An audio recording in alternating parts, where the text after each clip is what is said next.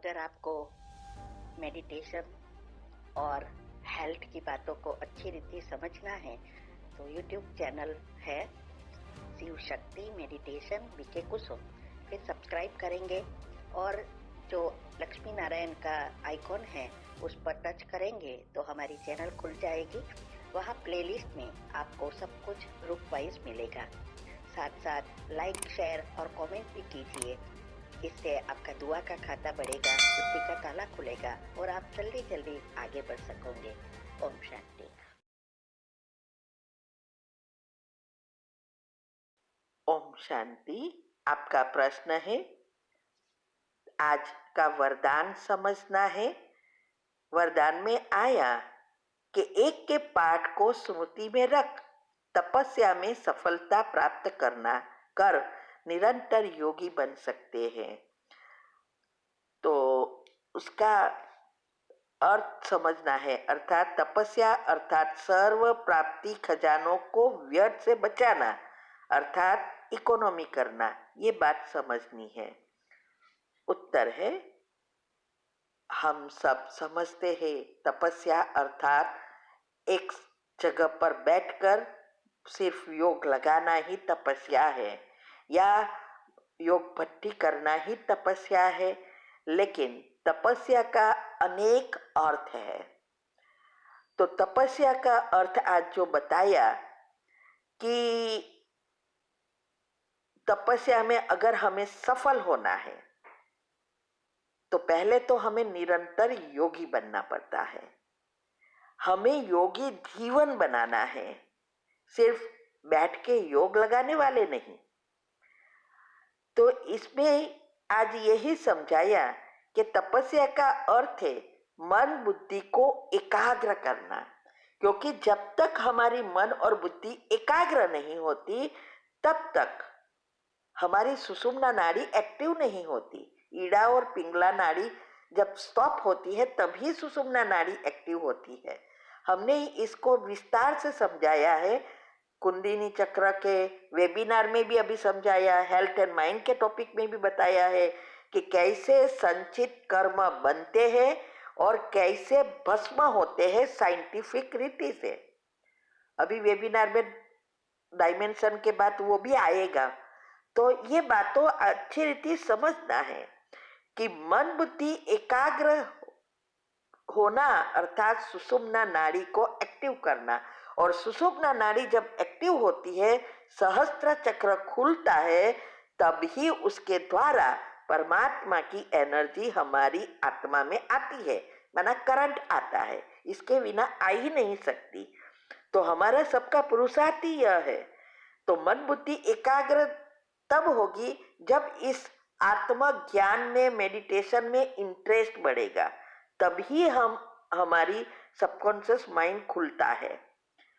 तो दूसरा ये भी बताया कि एकांत प्रिय बनना भी एक तपस्या है।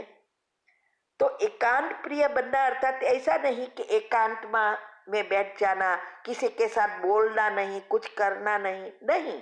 हमें गृहस्थ व्यवहार में रहना है, सबके साथ रहना है, सबके साथ संबंध निभाने हैं, हिसाब किताब चुकतू करने हैं और पुण्य कर्म बनाने हैं। इसीलिए सबके साथ रहना है। तो एकांत का अर्थ ही यह है, एक के अंत में रहना, अर्थात कुछ भी करते हुए बाबा की याद में रहना, और तभी हमारी स्थिति एक रस रहती है।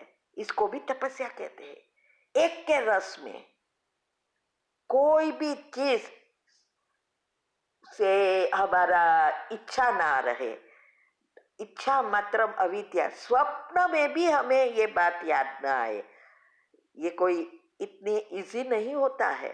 अभी भी हम भी पुरुषार्थ कर रहे हैं, दादिया भी पुरुषार्थ कर रही थी, अभी जो भी वरिष्ठ पाई रहे हैं सब यही पुरुषार्थ कर रहे हैं। तो ये जो है इसका अर्थ ये सारा समझाया। तो कहते हैं कि तपस्या का अर्थ ही यह है कि ये जो खजाने हैं, बहुत सारे शक्तियों का खजाना, ज्ञान का खजाना, गुणों का खजाना, जो भी चीज, ये सब खजाने हैं। तो उसको हमें गवाना नहीं है, इसमें इकोनॉमी करनी है। तो इसको इकोनॉमी करना अर्थात हमारे संकल्प नेगेटिव व्यर्थ से कंप्लीटली मुक्त करना। इसमें अगले 2 प्रश्न में मैंने बताया है कि क्या क्या करना है इसके लिए, तो वो सुनो आप। तो ये इकोनॉमी करने का अर्थ है पहले हमारे संकल्पों में जितना हो सके उतना ही संकल्प करें, कम करें। चाहे काम के है तो भी संकल्प नहीं चलाना है। हाँ, अगर याद नहीं रहता है तो दादी जान की कई बार कहते थे लिख लो। कई तो हमारी आदत पड़ गई है, कभी कपड़ा धोना है, कपड़ा बाकी है, कचरा पोछा बाकी है, ये खाना पकाना है, यही सोचते रहते हैं, बोलते रहते हैं। ये भी हमारी आत्मा की शक्ति ड्रेन होती है। इसीलिए व्यर्थ और नेगेटिव से तो बचना है, लेकिन काम की चीजों को भी बार बार नहीं दोहराना है। ये सब इकोनॉमी करने की बात है।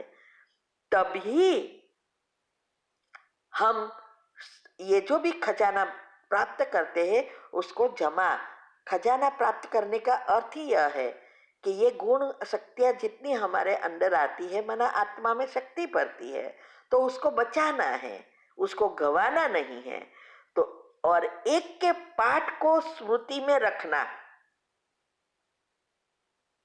ये ही है निरंतर योगी। सारे दिन सब कुछ करते, बस बाबा से बातें करते रहो। कचरा धो, इवन आप घर का काम करते हो, भोजन बनाते हो, तो भी बस बाबा से बात करो।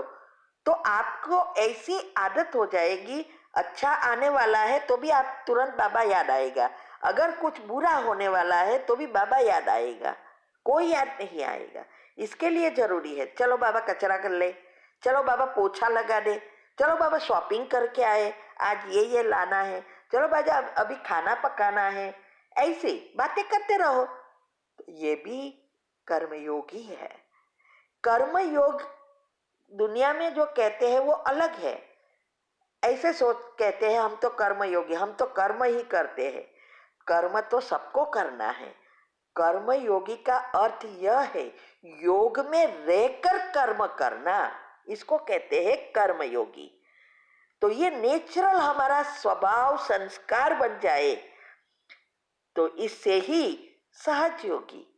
देखो बाबा हमेशा कहते हैं ये योग सहज है, लेकिन जितना सहज है इतना ही गुह्य और ऊंडाई वाला है। लेकिन जितना जितना हम ज्ञान मंथन करके अंदर जाएंगे और राजों को समझेंगे तो ये राज से ये योग हमारा नेचुरल और सहज हो जाएगा। तो पहले डिफिकल्ट लगेगा, फिर सहज हो जाएगा। इसके लिए मेहनत, जब तक ये सहज नहीं होता तब तक बहुत मेहनत लगती है। व्यर्थ नेगेटिव से मुक्त होकर पॉजिटिव बनना, साते चक्र को पॉजिटिव बनाना, इसमें ही मेहनत है। बाद में कोई मेहनत नहीं है। दिनचर्या मनचर्या इतनी सेट हो जाएगी, इवन पेट साफ करने का भी एग्जैक्ट टाइम हो जाएगा, आपको कुछ करना ही नहीं पड़ेगा, मशीन हो जाएगा। 5 इंद्रियां काम करती होगी, मशीन चालू होगा और आप बाबा से कनेक्टेड हो गए। ये है अवस्था, और यही बातें हम सबको बता रहे हैं। ठीक है, ओम शांति। शांति। आपका प्रश्न है कि जो फर्स्ट ड्रामा था उसमें क्या बाबा चेंजेस कर सकते थे? जैसे अगर उनका कोई बच्चा बहुत परेशान रहा हो तो फर्स्ट ड्रामा में उसके अनुसार चेंजेस कर दिया, फिर अगले ड्रामा से सब अच्छा अच्छा हो, क्या ऐसा हो सकता है? या जो फर्स्ट ड्रामा था वो है पूरा सेम रिपीट होता है? उत्तर है, देखो ड्रामा फिक्स क्यों है, इसके सारे टॉपिक, बहुत सारे टॉपिक यूट्यूब पर रखे हैं और इतने डिटेल और गहराई में रखे हैं, मंथन करके अगर आप इसको अच्छी रीति समझे तो ये प्रश्न उठता ही नहीं है। बाबा कभी भी किसी का भी ड्रामा चेंज नहीं कर सकता।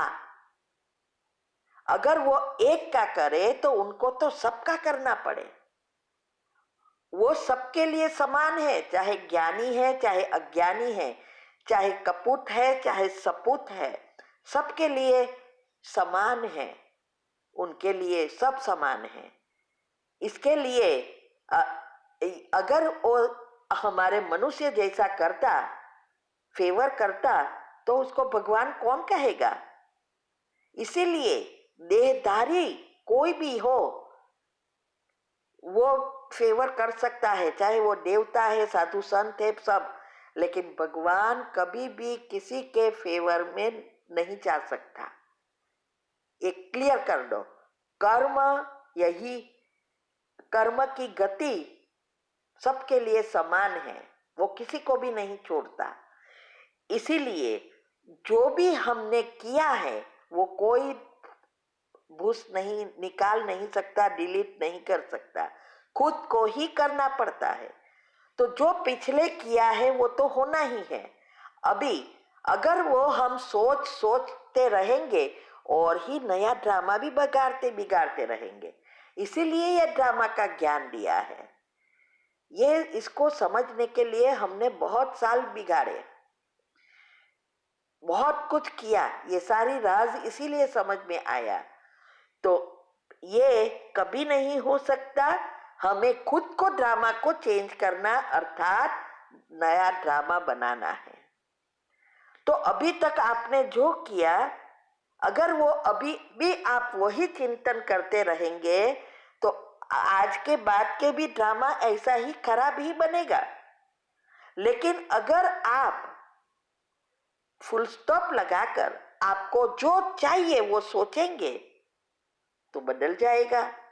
इसीलिए साइंस भी यही कह रही है कि जो चाहिए वो ही सोचो, जो नहीं चाहिए उसको लिस्ट से निकाल दो। और बाबा भी क्या कहता है कि ये दुनिया विनाश होनी है, अभी हम उसको भूलो, अभी स्वर्ग में जाना है, स्वर्ग को याद करो, देवता बनना है, देवताई रूप को याद करो, परमधाम जाना है, हिसाब किताब चुकतुक करना है, तो बाबा कहते हैं मुझे याद करो। ये भी साइंस ही है ना, जो चाहिए वही सोचना है। तो कितना इजी समझाते हैं। तो अभी फुल स्टॉप लगाओ और नया ड्रामा आगे चल रहा है उसको बिगाड़ो नहीं। ओम शांति।